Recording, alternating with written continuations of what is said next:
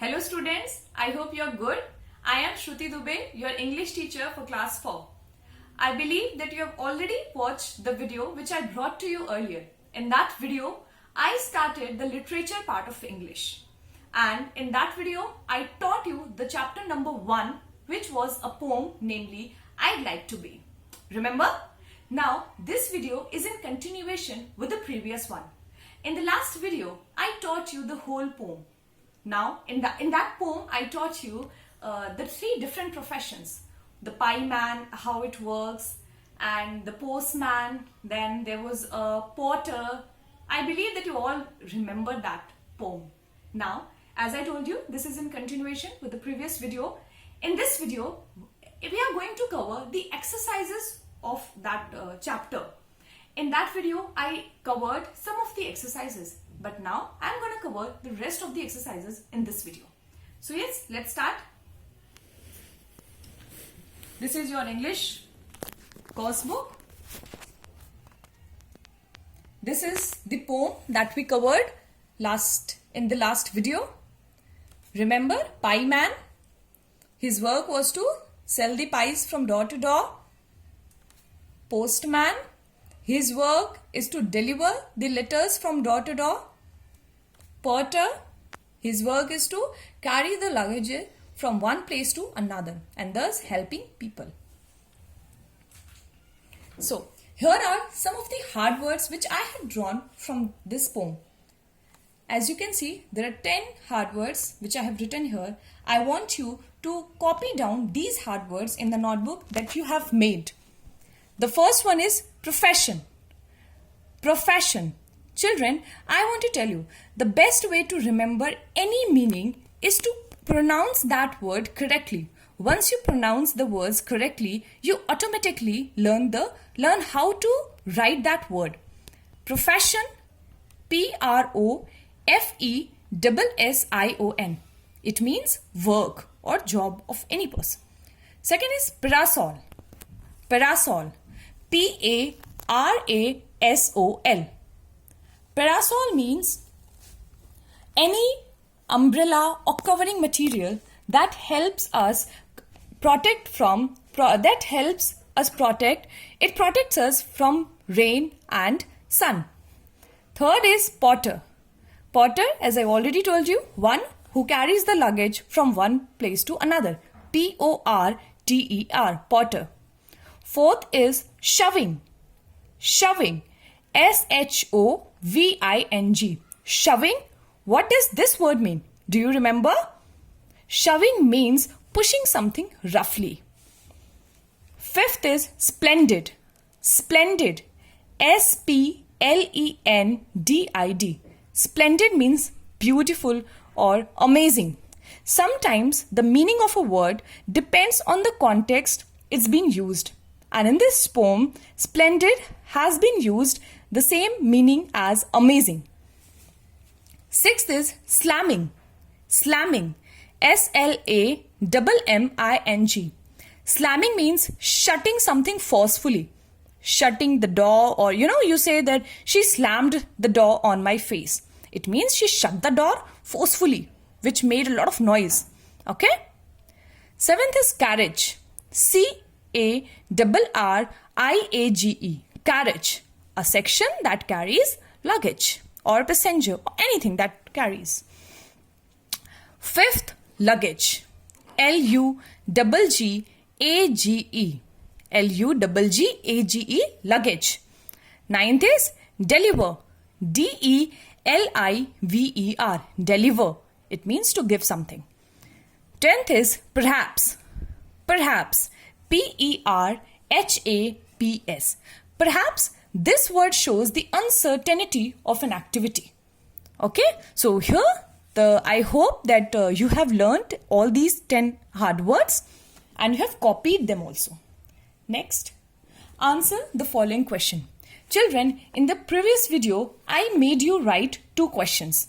And in this video, I'm going to make you write 3 questions. So first, we will read all these questions. Then I want you to copy down these questions. First you answer, try to attempt on your own, and then in the coming slides I'll be telling the answers of these questions. The first one is, what may stop the postman from doing his duty?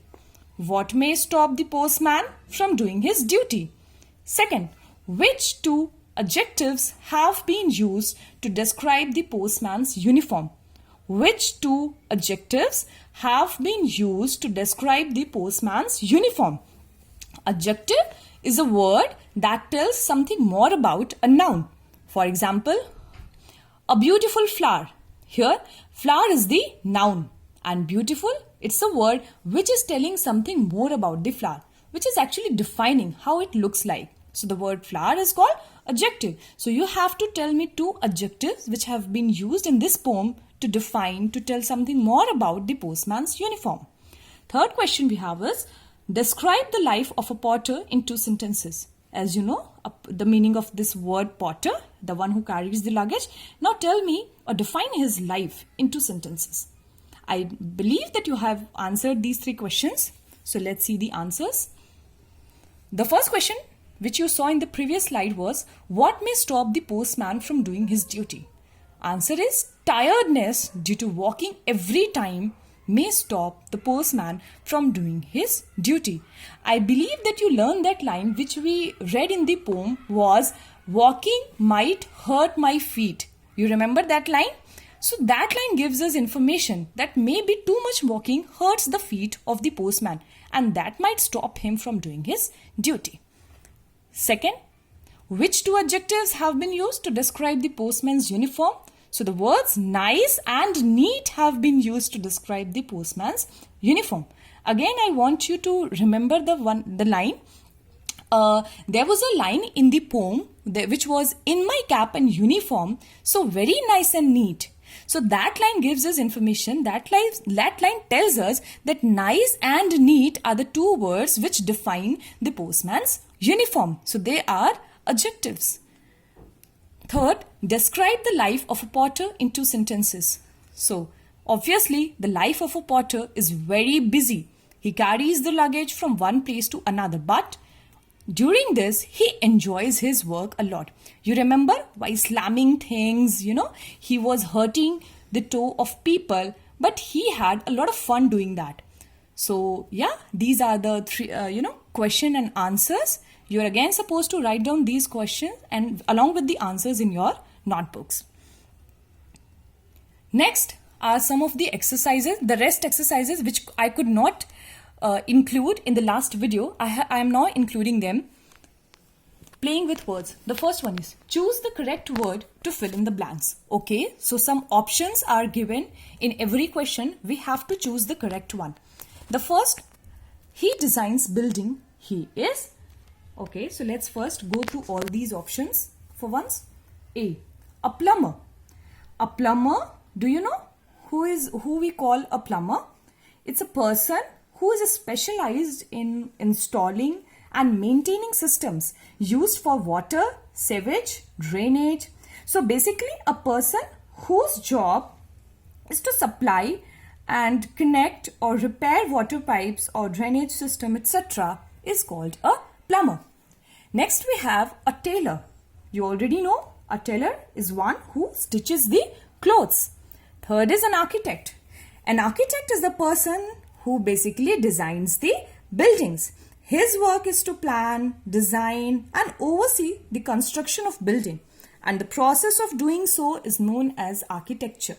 So yes, this is the answer of this question. So he designs building. He is an architect. Second, a blank line, works on farms. He grows crops. Let's again go through all these options. A, teacher. Teacher is the one who teaches lessons. Farmer. Yes, farmer is the one who works on farms. He grows crops for all of us. Third option is firefighter. Do you know who firefighter is? A firefighter is a rescuer basically, who is trained in firefighting to extinguish fires that threaten life or any property. You must have heard or maybe seen when any building is on fire, some trained people come, right? And they extinguish or put out the fire. So the persons who come to put out the fires are called firefighters. So yes, out of these three options, which would be the correct one? Farmer. A farmer works on farms. He grows crops. Third, we have they work in movies and plays. They entertain us. We call them. Option A, makeup artist. Makeup artist is the one who, does the makeup and all of that. Hairdressers. Hairdressers are the ones who, who give style to our hair. Third are actors. Yes, actors are the ones who basically entertain us. See, they all obviously work in movies and plays, but the one who is directly responsible for entertaining us is the actors. So we call them actors. C option will be the correct one. Fourth, a blank line works with wood and makes furniture. Who does this work? Let's go through all these options. A, carpenter. Yes, carpenter is the one who works with wood and makes furniture, makes useful, necessary things for all of us. Painter. Painter is the one who does the painting. Plumber, I already told you, plumber is who is basically responsible for maintaining system related to water, sewage, drainage and all of that. So what would be the correct answer? Carpenter. A carpenter works with wood and makes furniture. Fifth, an blank line studies the stars and the universe. So who does this job? Astronaut. Who is astronaut? He is a person who is trained to travel in a spacecraft. Astronomer? Yes, astronomer is the one who studies the star and universe. Third option is architect. Architect, I already told you, they basically design buildings. So what would be the correct option here? It would be astronomer. An astronomer studies the stars and the universe. I hope you have copied down this one also. So I am now moving to the next slide. This. Fill in the blanks using the correct words from the bracket. So as you can see, two words are given in each bracket. We will be choosing the correct one. First is, I think, blank line, going for a movie tonight. The first option is there and second is there. So there basically it is a contractor or it is written in contraction form. So this is the contraction form of the word they are. Now let's see what would suit over here. I think going for a movie tonight. There, as you know, there it's a possessive pronoun. Possessive means it shows possession or something. But here it is not showing any kind of possession. In fact, it is giving information. Here this sentence is, giving us information that there is somebody or someone who going for a movie. So obviously they are going for a movie. Second, I'm sure will do a good job.